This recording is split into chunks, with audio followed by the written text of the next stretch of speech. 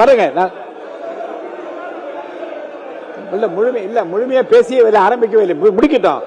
நான் உங்களுக்கு பேசுற அனுமதி கண்டிப்பா தரேன். உட்கார இல்ல, நான் இப்பதான் நான் வந்து ஆரம்பிக்கிறேன். தயவு செய்து என்னுடைய குரலையும் இந்த அவையில வந்து இருக்கணும்னு நான் விரும்புறேன். நான் இதற்கு முன்பு நான் பேசிய பேச்சுக்கள் வேறு. இந்த துறை சார்பாக நான் பதில் சொல்ல வேண்டியது ஒட்டுமொத்த சமூகத்தினுடைய குறைகளை அல்லது கேள்விகளை நான் கேட்க வேண்டிய தேவை இருக்கு. அப்ப இது கோட்பாட்டு அடிப்படையில் இது எடுக்கப்படுகிறது என்றால் நான் கேட்பது, கடந்த முறை 4 சட்டமன்ற உறுப்பினர்கள் விடுதலை சிறுத்தைகள் சார்பாக போட்டியிட்டு வெற்றி பெற்று இதே அவையில் இருந்தோம். உண்மையாவே கோட்பாட்டு அடிப்படையில் செயல்படுகிறது என்றால் 2 சட்டமன்ற உறுப்பினர்கள் தான் நாங்கள் இருக்கின்றோம். ஆனால் 2 சட்டமன்ற உறுப்பினர்கள் ஒருவருக்கு அமைச்சரவை கொடுத்து ஆட்சியிலும் பங்கு அதிகாரத்திலும் பங்கு என்பதுதான் கோட்பாடு.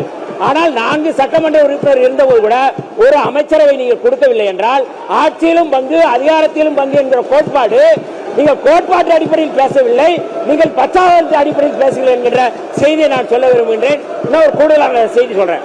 கொஞ்சம் இருங்க, நான் சொல்றேன். கொஞ்சம் இன்னும் முடிக்கலங்க, நான் முடிக்கல. கொஞ்சம் இருங்க, நான் முடிக்கிறேன்.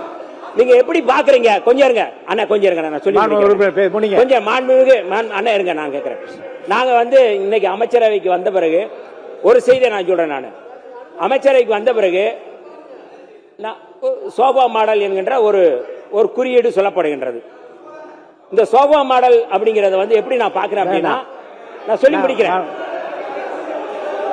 சொல்லி முடிக்கிறேங்க. ஏன் நீங்க சொன்னீங்கல்ல, நான் சொல்ல வேணாமா?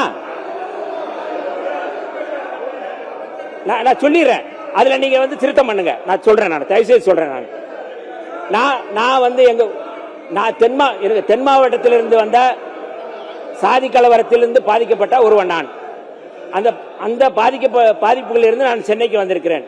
எங்களுடைய தலைவர் எழுச்சி தமிழர் தொல்காப்பியன் திருமாவளவன் அவர்கள் இன்றைக்கு கூட அவர் ஒரு குழந்தையை அழைத்து வந்து பள்ளியில் விடுவதை போல என்னை வந்து சட்டப்பேரவையில் உங்கள் முன் விட்டு சென்றார். இன்றைக்கு கூட ஏன் இதை நான் சொல்கிறேன் என்றால், இன்றைக்கு கிராமங்களில் பார்த்தால் சாதி அணுகுமுறை எப்படி இருக்கிறது? கொஞ்சம் இருங்க அண்ணா, இருங்க, நான் சொல்லிடுறேன். சாதி அணுகுமுறை எப்படி இருக்கிறது? நான் பேச இல்ல, சுருக்கிறேன். கொஞ்சம் இருங்க, நான் சொல்லிடுறேன்.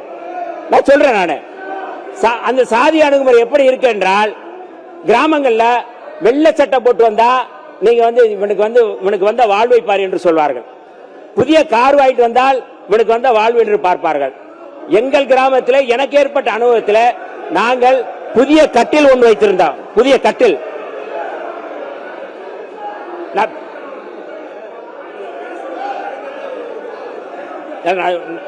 நான் எனக்கு பேசுவதற்கு அனுமதி கொடுக்கணும் சொல்றேன். நான் என்ன சொல்ல வந்தீங்க? கோட்பாட்டு அடிப்படையில் நான் பேசுறேன். யாரும் நான் தனிப்பட்ட முறையில் பேசல. தயவு செய்து திமுக உறுப்பினர்கள், நான் வந்து கோட்பாட்டு அடிப்படையில் பேசுறேன், தனிநபர் அடிப்படையில் பேசல. ஆனால் அவங்க தனிநபர் அடிப்படையில் பேசுறாங்க. நான் சொல்றேன், நான் பதில் சொல்றேன். அப்ப நீங்க எந்த அடிப்படையில் பேசுறீங்க? நீங்க இல்ல வேற கருத்துக்களை இல்ல. ஆனா கொஞ்சம் முடிங்க, இதோட முடிங்க. நான் முடிக்கிறேன். உயர்கல்வித்துறை அமைச்சர் உட்காருங்க. உயர்கல்வி அமைச்சர் உட்காருங்க. நீங்க இல்ல உயர்கல்வி அமைச்சர் நீங்க உட்காருங்க. உயர்கல்வித்துறை அமைச்சர் உட்காருங்க. நீங்க உட்காருங்க. உயர்கல்வித்துறை அமைச்சர் உட்காருங்க. முடிங்க.